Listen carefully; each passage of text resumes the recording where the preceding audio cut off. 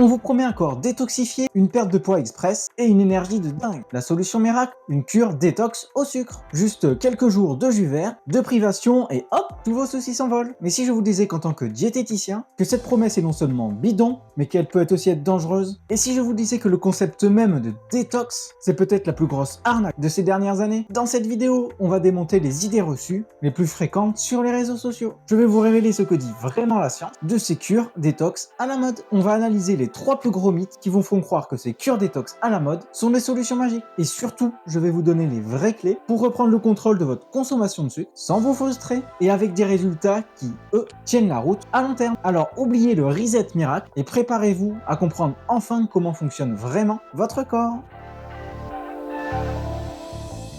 Alors, pourquoi on tombe la tête la première dans le panneau des cures détox? La réponse est assez simple, elle joue sur nos complexes et nos envies de solutions rapides. Après une période d'excès comme les fêtes, ou juste parce qu'on culpabilise d'avoir trop mangé, l'idée d'un grand nettoyage est hyper séduisante. Et ça, les publicitaires et les influenceurs l'ont bien compris. Ils balancent un vocabulaire qui sonne scientifique en parlant de toxines qui s'accumulent, d'un corps qu'il faudrait purifier. Ce fameux mot toxine, il est utilisé pour tout et n'importe quoi, juste pour nous faire peur. De quelles toxines parle-t-on au juste? On ne les nomme presque jamais. C'est flou et ça laisse notre imagination s'emballer. On nous montre des photos de jus magnifiques, des gens qui sourient avec une peau parfaite et on nous vend un rêve, le bien-être sans effort, ou presque. Le discours est toujours le même, arrêtez le sucre, arrêtez les produits laitiers, arrêtez la viande, et votre corps vous dira merci. On vous promet une énergie débordante, une digestion de rêve, une peau lumineuse, et bien sûr, des kilos en moins. Et le pire dans tout ça, c'est que sur le coup, on a l'impression que ça marche. On perd du poids vite, on se sent plus léger, mais cette sensation est une illusion. Un mirage qui cache une vérité beaucoup moins glamour. Cette perte de poids n'est pas celle que vous pensez, et ce que vous ressentez vient souvent d'autre chose que de la cure elle-même. C'est ce marketing brillant qui joue avec nos peurs et nos espoirs, qui nous coince dans ce cycle infernal de restrictions et de déceptions. Un cycle qui, à la longue, peut vraiment abîmer votre relation à la nourriture et à votre santé.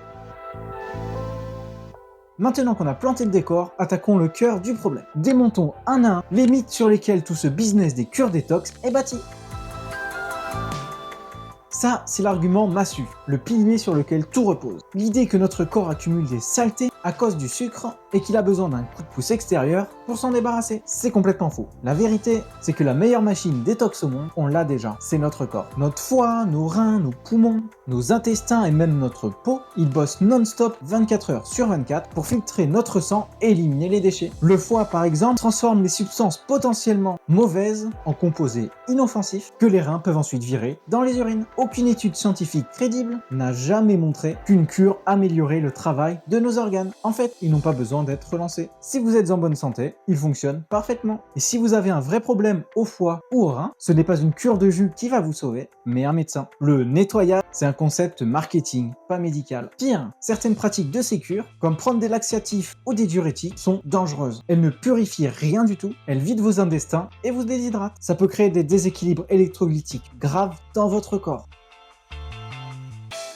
Ah, là voilà, la promesse qui vend du rêve. Vous montez sur la balance après 3 jours et hop, miracle, vous avez perdu du poids. Ça fait du bien et ça vous conforte dans votre choix. Mais il faut absolument comprendre ce que vous avez vraiment perdu. Spoiler alerte, cette perte du poids n'est quasiment jamais du gras. Ça vient principalement de 2 choses. D'abord, vous perdez de l'eau. Quand on se prive de glucides, le corps va puiser dans ses réserves de glycogène stockées dans les muscles. Et chaque gramme de glycogène est lié entre 3 et 4 grammes d'eau. Et donc ça se voit direct sur la balance. Ensuite, vous perdez principalement du muscle. Et comme le muscle est dense, ça se voit aussi. L'autre problème, c'est que c'est du court terme. Et devinez quoi, dès que vous remangez normalement, les stocks de glycogène se remplissent, vous vous réhydratez et pouf, les kilos reviennent aussi vite qu'ils sont partis. C'est le fameux effet yo-yo. Beaucoup se sentent nuls, croient avoir échoué, alors que c'est le système lui-même qui est fait pour échouer. La vraie perte de poids, celle où on perd du gras, qui est quand même le problème de santé initial, est bien plus lente. Elle demande un petit déficit calorique, mais sur la durée, intégré dans un mode de vie sain. Ces cures brutales sont tout le contraire d'une gestion de poids saine qui dure.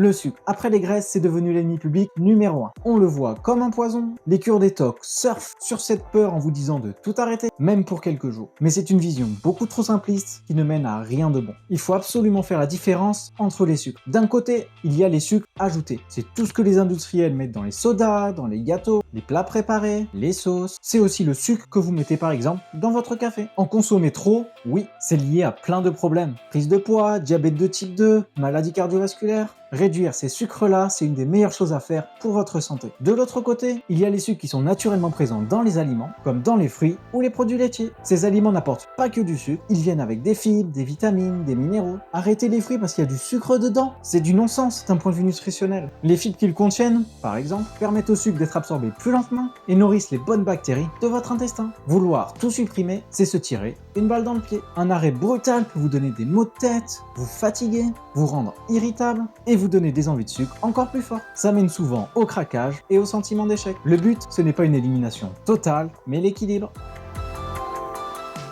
Bon alors, on fait quoi? Si les cures sont un piège, comment on fait pour reprendre la main sur notre consommation de sucre? La solution, ce n'est pas une formule magique sur 3 jours, c'est de changer ses habitudes petit à petit. Voici une approche qui marche. Votre plus grand ennemi, c'est les sucres cachés. Prenez l'habitude de lire la liste des ingrédients des aliments que vous achetez le plus souvent, au moins une fois. Cherchez des mots comme sirop de glucose-fructose, dextrose ou tout ce qui finit par ose. Regardez aussi la ligne don sucre dans le tableau nutritionnel. L'OMS recommande de ne pas dépasser 25 grammes de sucre libre par jour, soit environ 6 cuillères à café. La méthode la plus simple pour contrôler ce que vous mangez, cuisinez. Quand c'est vous qui préparez, c'est vous qui décidez de la quantité de sucre, de sel, de gras. Remplacez les plats tout prêts par des légumes, des légumineuses, des céréales complètes. Ça demande un peu d'organisation, c'est sûr, mais pour votre santé, ça change tout. Le goût du sucre, ça s'entretient. C'est un cercle vicieux. Plus on en mange, plus on en a envie. Mais la bonne nouvelle, c'est que ça marche aussi dans l'autre sens. Commencez par des petits pas. Vous mettez 2 sucres dans votre café, passez à 1,5, puis à 1. Vous consommez du jus de fruits, privilégiez un fruit entier à la place. Avec le temps, vous verrez que les produits industriels vous paraîtront beaucoup trop sucrés. Réduire le sucre ne veut pas dire devenir moine et ne plus se faire plaisir. L'interdiction totale, ça mène à la frustration et au craquage. Gardez une place pour le plaisir. Un bon carré de chocolat, partagez un bon dessert avec vos amis, ça ne va pas ruiner vos efforts. La clé, c'est la différence entre occasionnel et habituel. L'objectif, c'est de passer de sucre que vous subissez à un sucre que vous choisissez et que vous savourez vraiment. Je pense que vous l'avez compris, les cures détox au sucre sont une fausse bonne idée. Un mirage marketing qui vous éloigne d'une santé durable. Votre corps n'a pas besoin d'être nettoyé, il sait très bien se débrouiller tout seul. La perte de poids promise est une illusion et vouloir supprimer tout le sucre est une erreur. La vraie solution, la vraie détox, c'est de sortir de cette mentalité de tout rien. C'est d'apprendre à bien nourrir son corps, à réduire intelligemment les sucres ajoutés et de se reconnecter avec soi-même. Oui, c'est un chemin plus long, je vous l'accorde, mais c'est la seule qui marche vraiment sur le long terme et qui vous apportera plus d'énergie, un point stable et une relation bien plus saine avec la nourriture. Si cette vidéo vous a aidé à y voir plus clair, montrez-le avec un petit pouce bleu et abonnez-vous pour ne pas rater les prochains conseils basés sur la science et mes prochaines recettes. Dites-moi en commentaire si vous vous êtes déjà fait avoir par ces cures détox, je vais lire et répondre à un maximum de vos messages. À très vite!